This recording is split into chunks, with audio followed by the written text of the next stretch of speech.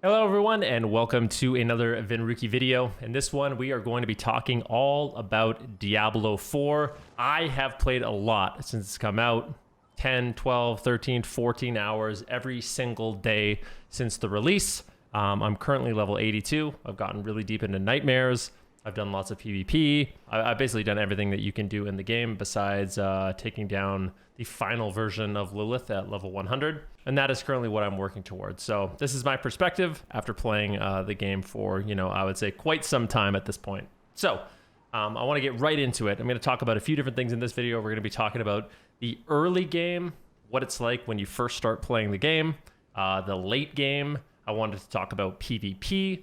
Wanted to talk about the different build varieties within the game, some of my biggest complaints about the game, as well as hardcore. So these are some of the things that I wanted to talk about. We can get right into it. The early game, I feel like Diablo 4 early game is absolutely amazing. So I'm talking about when you're playing World Tier 1, when you're playing World Tier 2, and you're first going through the game.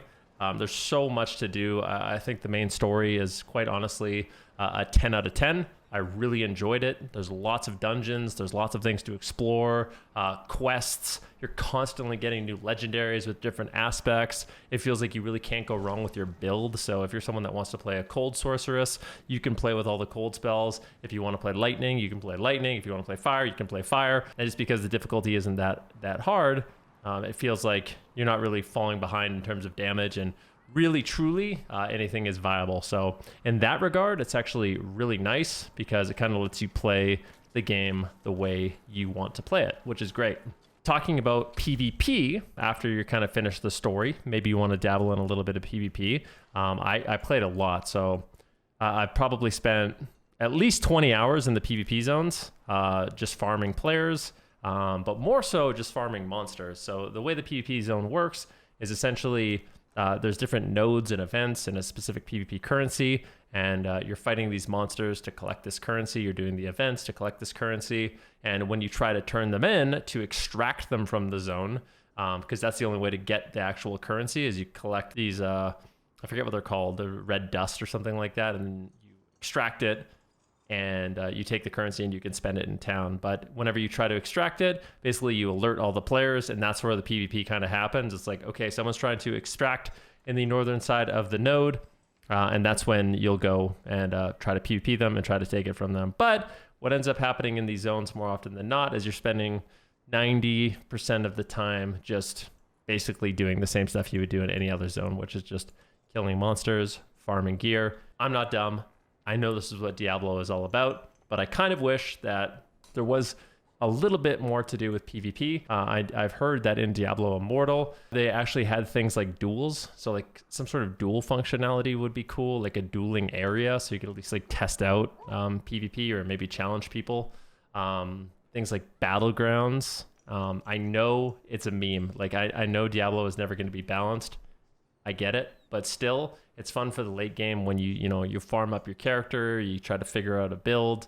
And I feel like the PvP has actually been pretty decent, honestly. There is one shots, but I feel like there's enough mechanics in the game where you can kind of immune damage and avoid damage and reduce damage that I feel like it makes it pretty interesting. And I found myself, I am playing Sork, but I find myself I normally can win fights just from what I feel like is outplaying my opponents. You might be laughing at that, but I feel like I have a lot of different options to actually play well. And if I mess up, I lose. And if I don't mess up, then I normally win. So it's enjoyable, at least for me. So I was hoping that there was more PvP. I'm glad that they at least added the 2 zones, but quite honestly, the PvP is not great. And I'm hoping in the future that they do add a little bit more. Moving forward into the end game. So what is there to do once you actually, once you complete the story? Once you level up your gear, you're getting through the different acts, you finally get to World Tier 4, which is where all the best gear drops. There is a good amount of activities to do. So you can see the map, different events spawn. So there'll be like world bosses that spawn around the map that give really good loot, which is nice. You have these Tree of Whispers, which puts these different little basically quests you can do around the map, and they give you grim favors. And once you hit enough grim favors, you can go to the Tree of Whispers and get like a special loot box, which is nice. So there are lots of events and activities that are constantly popping around the world, and opportunities for you to get additional loot and actually, you know, run into other players, which is nice. And I think this open world is one of the things I like most about the game. Like I said, there's lots to explore. It doesn't really get repetitive to me in the open world. It feels like there's a good amount of variety in the landscapes and stuff like that. So in that regard, I feel like they did a really good job. Other things you could do, PvP, obviously, once you get into the late game. But the thing you're going to do probably the most is something called Nightmare Keys, which is essentially Mythic Plus. So if you play World of Warcraft, it's the Mythic Plus system of this game, where basically you can scale up dungeons to almost an infinite difficulty. You get these little keys, these, what are they called? You get these sigils. And with these sigils, you can buy them, you can sell them. Eventually you can get them all the way up to like a tier 93, which is what I typically do, you know, 93s pretty easily. Anyways, yeah, so we do these keys, and the keys have different affixes on them, just like World of Warcraft. There's one beneficial affix, which I think is actually kind of cool. So you can get a key that's like, oh, you do bonus lightning damage, or in this case, shadow damage, which is kind of nice. Gives you that kiss curse element that I think is actually kind of fun to play with. I think they could maybe expand on that even more. Yeah, these dungeons are like the primary way you level up your glyphs, and these glyphs have a good amount of customization on them to increase your character power. And then obviously you use these glyphs in your Paragon board, which is another thing you're going to be doing as you do level up. We won't get into too much detail, but this is basically once you filled out your skill tree at level 50, you can go in and do your Paragon board. You get a bunch of Paragon points, and these give you a ton of player power. So this is kind of where like your late game stats come in, and where you get a lot stronger. Now, what do I think about the Paragon board? I think it's okay. I do have some issues with it, like specifically for Sorceress. A lot of our defensive nodes are really, really bad, but that's kind of a conversation for a different time, so I won't get into too much detail. I would say the one thing that I find myself, at least as a Sorc, which is really disappointing, is the actual like mega powers. What are they called? The legendary nodes on the board for Sorceress specifically. Now, I'm not sure if it's like this for other classes, but they're really bad. This one in particular is okay for a burning build, but most Sorc builds, like the meta Sorc builds, like Arc Lash, as well as, you know, the, what's it called? Ice Shards. You don't take any of your legendary nodes, so I feel like that's kind of a missed opportunity. Like this one, Stunning Close Enemies gives you 10 mana. What would you rather have? Like, here's the legendary node. Stunning Close Enemies gives you 10 mana, or would you rather have 30% bonus damage to stunned enemies, 30% more damage, 8% maximum mana, or restoring mana when you stun an enemy? It's not, they're not that great. So I feel like maybe it's different for other classes, but it would be nice if these were tuned a little bit better, make them a little bit more exciting to actually use. So talking about the Nightmare Dungeons once again, sorry I went off on a little tangent there. You're going to be spending a lot of time in the Nightmare Dungeons because that's where you actually level up your conduits, and your conduits give you a lot of power. Like this one, for example, gives me 88% damage to crowd control enemies. It's really strong. So you will be doing that, and I actually think in terms of endgame, the Nightmare Dungeons are probably my favorite thing. This is the most exciting thing to do outside of the world events, and you can really scale them up to be super difficult.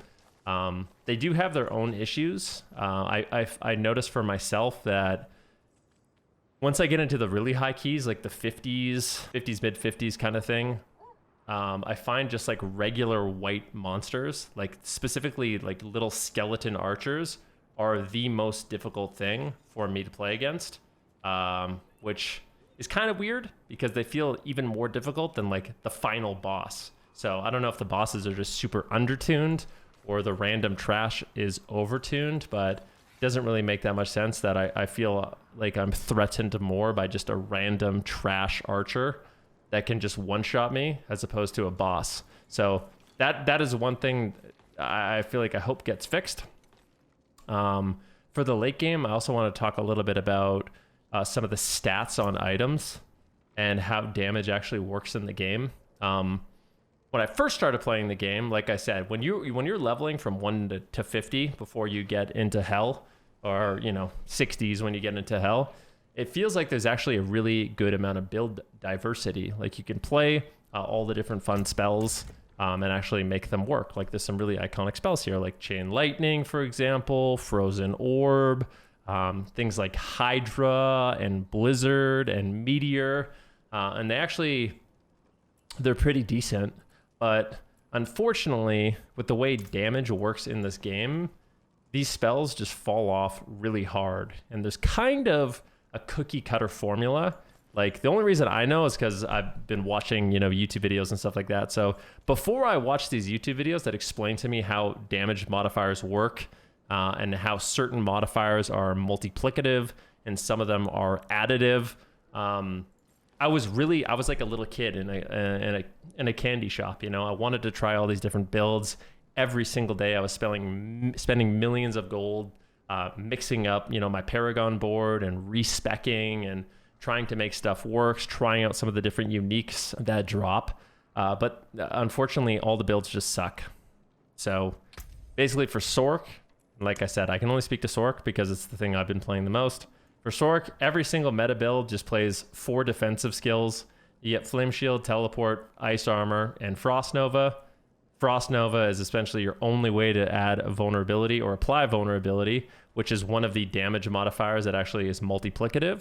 So it's really important that you have your vulnerability stacked up because it's a multiplier, as well as crit, which this gives you. So you have a thing called Devouring Blaze, a talent called Devouring Blaze. You deal 30% increased critical strike damage against burning enemies if they're immobilized. This bonus is increased to 75%. So basically every single build that Sorcerers has plays the exact same. You're basically playing a melee range Sorcerer where you blink on top of the enemies. You use your Frost Nova to put up vulnerability, and then you use some sort of burning, normally like the Firebolt enchantment to apply burning, which gives you more crit. Then you have your normal damage. And that times is by the vulnerability damage, and that times by the burning.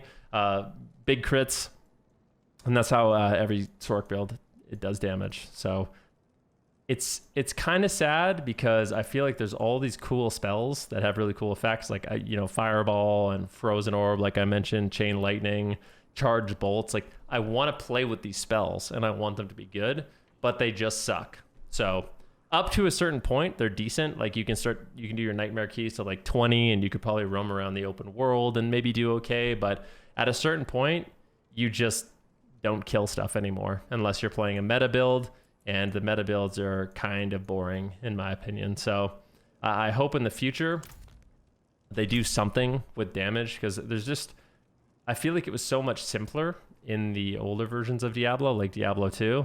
You get like plus skills and stuff like that, like plus cold skills, and that's how you made your spells do a lot of damage. And maybe that's too boring, but I feel like we've gone in the opposite direction now, where we have things like damage to injured enemies, damage to burning enemies, crit damage, base skill damage, damage to close enemies, lightning damage. Like there's like I don't know, I think there's like 20 or something like that different ways to modify your damage. And I feel like maybe that's a bit too much. And because it's so complicated, they've actually kind of missed the mark in terms of you being able to kind of customize your build. Because, when I play Sorcerer, this is a Sorcerer tangent, not necessarily a Diablo tangent. But when I play Sorcerer, I want to be like playing from range, chucking spells from range. But with the way the game is balanced right now, every single Sorcerer is just playing in melee range. You're just playing on top of whatever you're fighting. And I don't know. I wish it was different. And I kind of wonder if it's the same for other classes. So you guys can let me know in the comments if you guys are having the same issue with basically only one meta build and everything else sucks. And it's unfortunate, right? Because making builds to me at least is one of the more fun things in the game. So with that out of the way, now I want to talk about some of the things that I wish were different with the UI. So I do like the fact that you get a lot of aspects. Which is basically the special effects on legendaries. It's nice to get them all, but it's really hard to sort through them all. Like, I'm thinking to myself, okay, I really want to, I'm thinking I want to get like this one. Let's say I want to find this one. Crackling energy has 52% chance to chain additional enemy, and I'm running around. I'm like, oh yeah, I have that crackling energy effect. Like, let me go find it really quick. The only way to do that is like, okay, is it here? Oh, nope. Okay, it's not there. Let's take a look here. Okay, still can't find it. All right. Okay, you know, and you're manually going through everything, and then eventually you do find it. Might not, maybe it sounds like I'm exaggerating, but it feels like it would be so easy to just have a search bar so you could actually find the exact one that you're looking for. And I feel like there's a lot of that where the UI is not really user friendly. It seems even things like something really trivial, which is like, hey, like I'll be streaming and I'll be like, hey, does anyone want to come do this nightmare dungeon with me?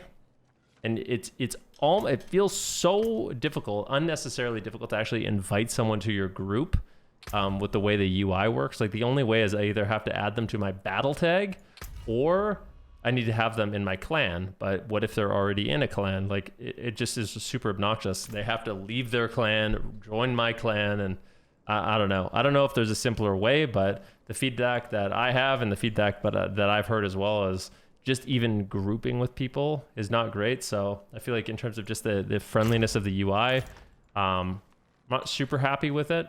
Another main point of feedback that I have is the fact that there's no dual spec. So even in Diablo 3, they had dual spec. And I think they even had more than dual spec where you could have like maybe 3 or 4 different loadouts. Right now, if I want to change my build, like let's say I want to go from playing this lightning fire build to playing a frost build, I have to go into my Paragon tree and manually right click every single node. There's no like reset all. There's no like, okay, let's do a second Paragon board so you can just reset and have it fresh and you can save this one. No, I have to go in and spend 10,000 gold and right click at 10,000 gold every single time I right click one of these nodes. That adds up real quick. Like I have a lot of gold, but I mean, just resetting this board and having it cost millions and millions of gold just so you can experiment with different builds, which to me is literally the most fun thing in the game. I feel like it's unnecessarily kind of annoying, and I would greatly appreciate in the future if they did have dual specs. That way I could switch between builds, because even just farming dungeons is a lot more fun if I can mix up the abilities that I'm using. So that's one thing that I would really like. Also, there's kind of a weird thing where every single item takes up the same amount of space in your inventory. So if you have like a 2-handed staff, it's 1 slot in your inventory. If you have a gem, it's 1 slot in your inventory. Not necessarily the worst thing, but I find myself like half my inventory gets clogged up with gems. I guess maybe I could just not pick them up, but it'd be nice if you had... I've heard people say like maybe you should have like a gem bag or something like that you could keep your gems in as like a separate tab. That way you could carry more equipment and it wouldn't feel so bad to be like picking up these gems for your collection. So little things like that. One thing that I did want to talk about that I really enjoyed as well, that I do like about the game, is the gear customization. So I really like the fact that you can, you know, break down gear and then you can upgrade it to give it a little bit of an extra bonus. I love the fact that you can, you know, easily socket items. So it's super easy to put sockets in your gear, which gives you customization. Right now, there's not that much customization because it feels like some of the defensive stats are not very well balanced. So armor is just way better than resistances. Resistances are basically completely worthless. So everyone, I feel like almost everyone's just going to be having max life, bonus armor, and then crit damage to vulnerable enemies. This is like the gem setup for literally everyone in the game, so it would be cool if there's a little bit more variety in that regard. But overall, I have been enjoying the game. Like I said, I've been playing it a lot, playing it basically all day, every day. I just think that these are some issues that could hopefully get addressed before Season 1 and make the game a lot better. One final note is the Paragon system. So, not Paragon, sorry, the Renown system. So the Renown system... You guys played World of Warcraft. I'm sure you love Renown. But basically, the Renown system is a way to encourage you to go out and get the waypoints, do the strongholds, do the side quests, discover the areas, do the dungeons, find the altars of Lilith, which are like these hidden statues that nobody uses any kind of reference to find. Everyone just finds them legitimately. But once you do all of these things, or once you do most of these things, you get power. So you get skill points, 2 skill points, and then Paragon points. And 4 Paragon points, maybe it doesn't sound like a lot, but it actually is a ton of player power. So I haven't even finished them all because I get really, really bored. But yeah, Paragon is something, or sorry, Renown is something that I think is pretty cool that they added, but I have serious concerns about it resetting on a seasonal basis, because I feel like even doing it once has kind of annoyed me. Like, I wouldn't mind doing it if it was for non-power related rewards. If it was like a, hey, like maybe you get like an extra horse or like some sort of like Mog set, you know, for that specific zone. Like you had like a fractured peak transmog that you could use or whatever. But it's kind of annoying to me that it's tied to player power, which means you're basically forced to do it. And if you're forced to do it every single season, I think it's going to get annoying, and I think it's going to get really, really old. So if you're not annoyed of it yet, just wait till you're done and then let me know how you feel about it. And then let me know how you feel about it if you have to do it again in season 1, because I think it's going to be a little bit annoying. So hopefully they figure out a way to deal with that, not make it so annoying in the future. Because like I said, I don't mind doing it once. But yeah, add in some PvP stuff, make different builds viable, keep up the nightmare dungeons. I'm excited to do, you know, the Echo of Lilith. For rating this game, because people always ask me like how I rate this game. I would rate this game the early game. So like if you just buy the game and play through the campaign, maybe you dive a little bit into, you know, World Tier 3, maybe a little bit into World Tier 4. I would say that the game is like a solid 9 out of 10. Really, really thoroughly enjoyed it. I found myself constantly wanting to log back on. I could play whatever build I wanted, and it worked out great. Getting into the late game, you know, the late 70s, 80s, I'm not struggling to find things to do, but I am a little bit bored with what the meta builds are and how they all play the same. And it's not the way I would have really expected Sork to play, which is basically your like the build that I'm playing, I'm basically a melee. I might as well be a barbarian kind of thing. So it's a bit disappointing. I wish that I could play different builds. I think there's easily ways that they could tweak that by changing up the way some of these damage modifiers work. And I'm hoping that that happens moving forward. But as it is right now, I'd probably rate the late game 7 out of 10. So after you hit level 70, 7 out of 10, maybe 6.5 out of 10. But before that, Diablo is amazing. And honestly, for the experience, in my opinion, the experience of just leveling up and doing the campaign, I would personally pay the price of the game. It's really immersive. Do yourself a favor while you do play through it. Just really immerse yourself, you know, listen to the quest text, do some of the side quests, you know, help some of the characters with exorcisms and enjoy the boss fights. And I think you'll really, really love the game. So that's my thoughts on the game. I get asked this all the time, so I figured I might as well put out like a comprehensive video. Thank you for watching, and let me know what you guys think about the game. Bye!